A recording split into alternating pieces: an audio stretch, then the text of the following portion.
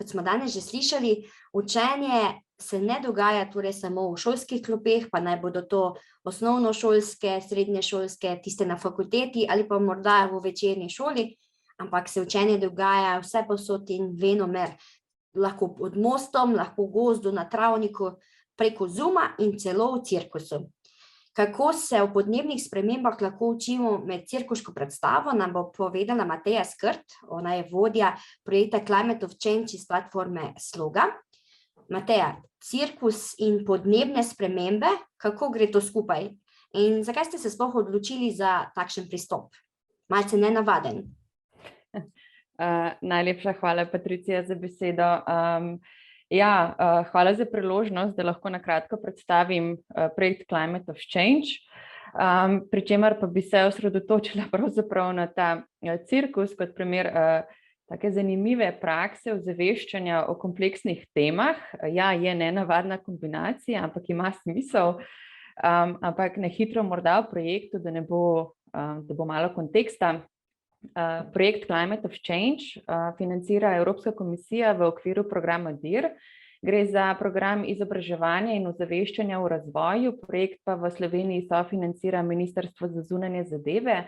V konzorcij pa se nas je povezalo 16 partnerjev iz 13 držav pod vodstvom italijanske organizacije WeWorld. Torej gre za kar velik projekt. Naš cilj je pravzaprav prispevati k dvigu ozaveščenosti Evropejcev in njihovega kritičnega razumevanja migracij, ki jih povzročajo podnebne spremembe. Pri čemer pa projekt naslavlja pravzaprav v večji meri podnebne spremembe kot vzrok, podnebno pravičnost in globalno nepravičnost in še marsikatera druga vprašanja. Poleg tega želimo s projektom tudi spodbuditi njihovo aktivno sodelovanje pri odpravljanju vzrokov podnebnih sprememb. Sam projekt v bistvu oblikujejo 4 stebri. Prvi steber predstavljajo pravzaprav poročila in publikacije, na katerih slonijo sporočila kampanje. Konec leta decembra pričakujemo izid poročila študijskih obiskov držav globalnega juga, pravzaprav gre za zgodbe s terena in opis stanja v državah, ki se z posledicami podnebnih sprememb že zelo intenzivno soočajo. To so Gvatemala, Senegal, Kambodža in Kenija. Kenija kot pač primer namesto Etiopije, kamor naši raziskovalci žal niso uspeli iti. Osnovo za delo predstavlja raziskava o tem, kako mladi Evropejci razumejo povezave med podnebnimi spremembami in migracijami, ki jih povzročajo podnebne spremembe. Izdali smo tudi poročilo o ekonomiji blaginje, pravzaprav alternativni ekonomiji, ki je naš odgovor na obstoječe gospodarstvo, ki vodi v katastrofe in počasi nastajajoče podnebne spremembe.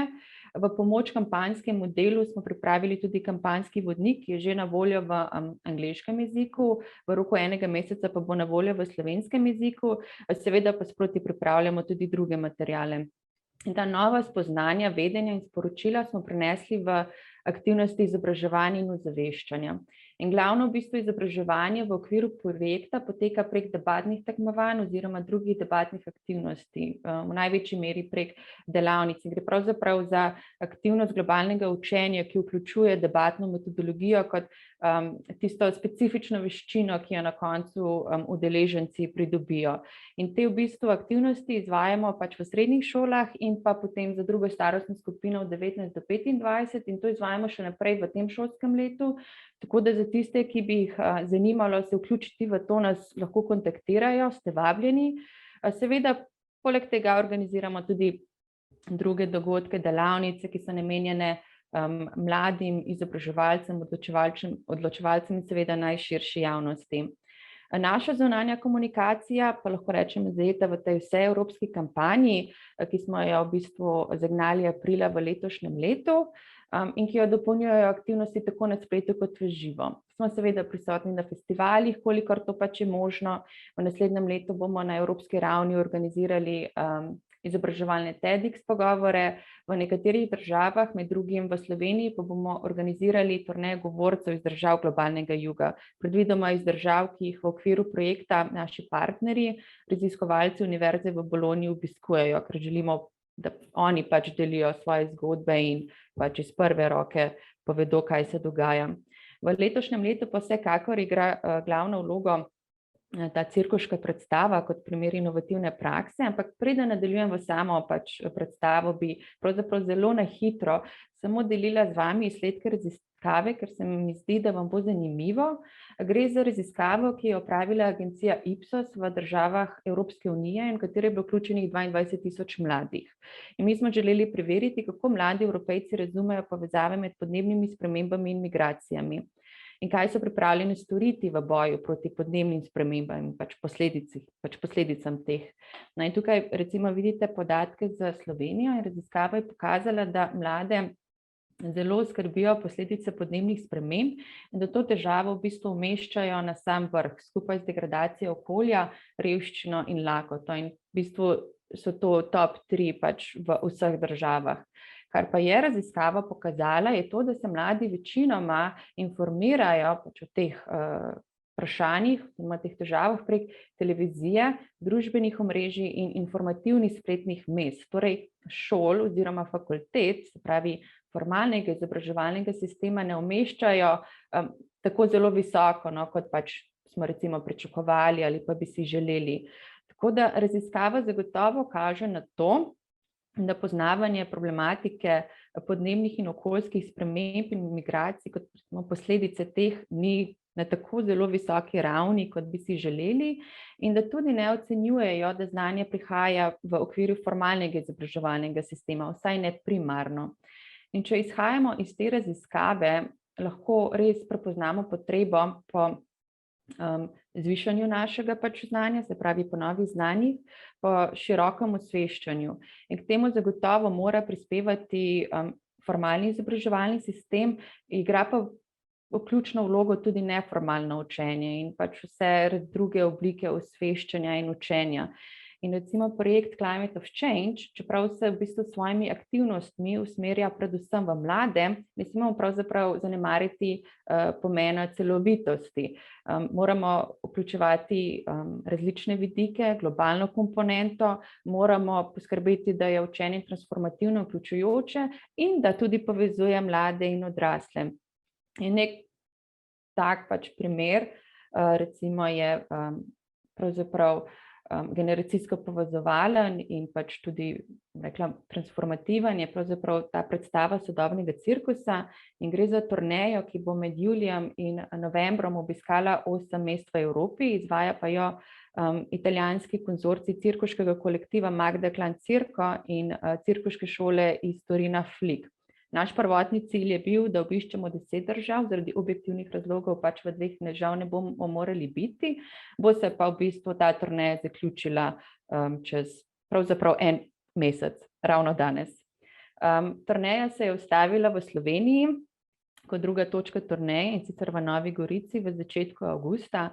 Mi smo ta dogodek organizirali v sodelovanju z mestno občino Nova Gorica, v okviru njihovega projekta Evropska prestolnica kulture, kar bo Nova Gorica skupaj s Staro Gorico leta 2025.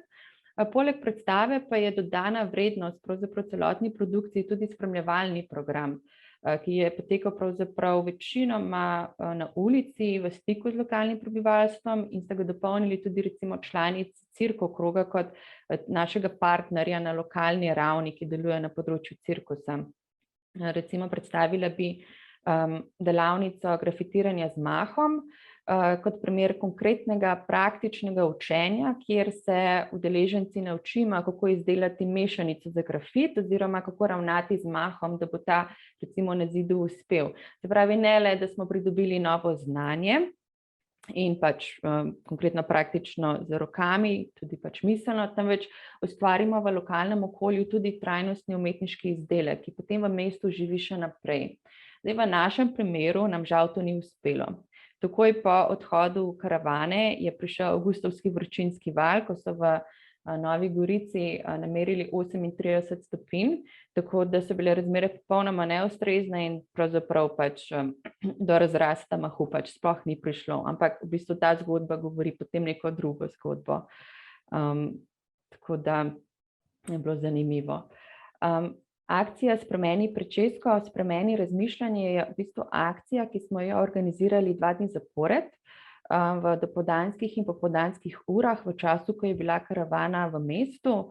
Ideja pa je, da so se mimoidoči ustavljali na brezplačnem striženju in so odšli seveda z novo pričesko, predvsem pa z novim vedenjem o tem, kakšne so družbene posledice podnebnih sprememb.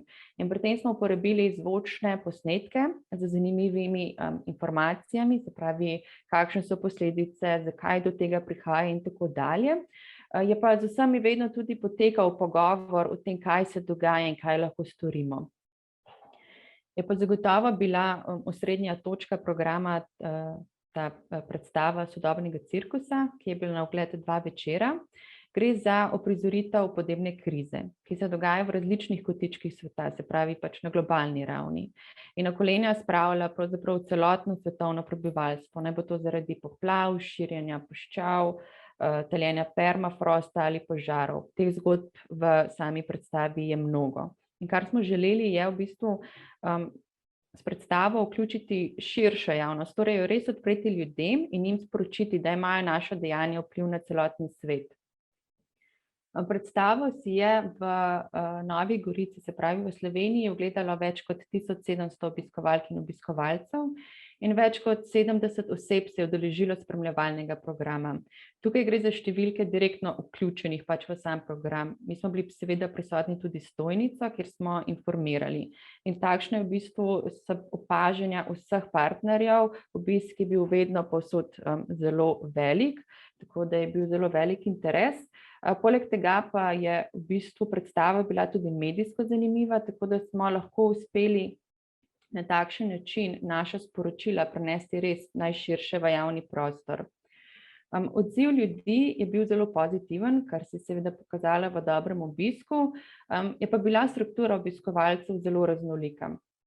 Bile so družine, otroci, najmlajši, mladi, odrasli, najstarejši, prišli so Goričani tako iz mesta kot iz širšega lokalnega okolja in pa tudi pač iz Italije, seveda specifično tukaj iz Italije, ker je pač blizu. In ta pristop, se pravi ta program, ta predstava se nahaja na presečišču umetnosti in okoljevarstva oziroma boja za človekove pravice oziroma delovanje civilne družbe. In takšen pristop se pojavlja oziroma s tem pristopom se srečujemo vedno bolj pogosto. Recimo gospa Bucik je omenila predstavo Mladinskega gledališča Vročina, ki je recimo en takšen primer, ki sem pač ga želela izpostaviti. To se vedno bolj združuje, se pravi umetnost in družbena vprašanja. In ta pristop je v bistvu inovativen v tem, da vodi iz prenosa podatkov in informacij, ki jih mnogi jemljajo kot pač strokovne in nezanimive, v smer izkustvenega, v spremembo duha in miselnosti.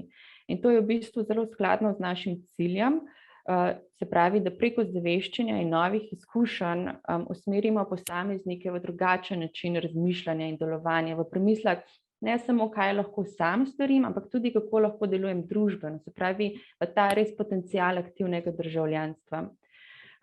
Po 6 turnejskih predstavah smo recimo dobili začetni vzorec za analizo, kako uspešna je predstava v svojem poslanstvu. Gre za kvantitativni vzorec, poleg tega pa imamo odzive partnerjev iz vseh držav, smo bili seveda pač prisotni na terenu, smo tudi pač govorili z obiskovalci, pač kako so oni to dojemali in smo pač opazovali stanje.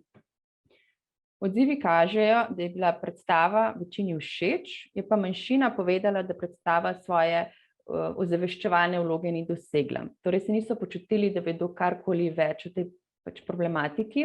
Se je pa potem tudi pokazalo, da pravzaprav v tem primeru gre pač za manjšino, ki pozna teme že od prej. Se pravi, so pač bolj osveščeni, kar je seveda zelo logična stvar, ker predstava kot takšna ne more iti pač v poglobljene pač teme.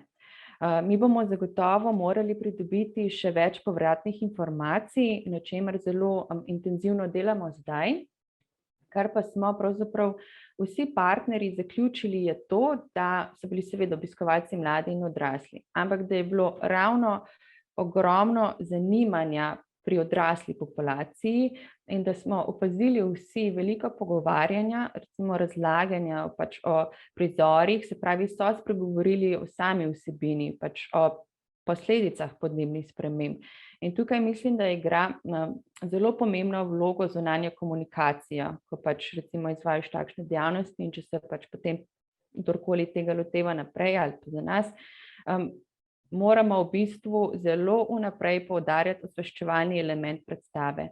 Sploh v primeru sodobnega cirkusa, ki je tudi bolj abstrakten, mnogim ljudem seveda pač ni ravno najbolj popularna oziroma razširjena oblika umetnosti in je to podajanje konteksta oziroma komuniciranje vnaprej izjemno pomembno.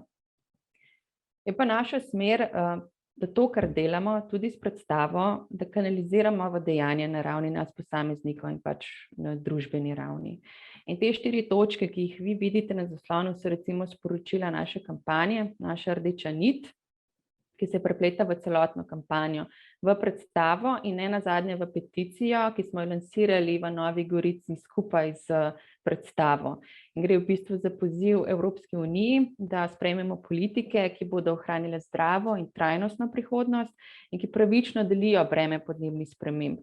Seveda, kar pozivamo je, da dosežemo podnebno nevtralnost do leta 2040 in ne do leta 2050, kot je pač trenutni cilj, da se odmaknemo od obstoječe ekonomije v ekonomijo, ki je družbeno in ekološko pravična.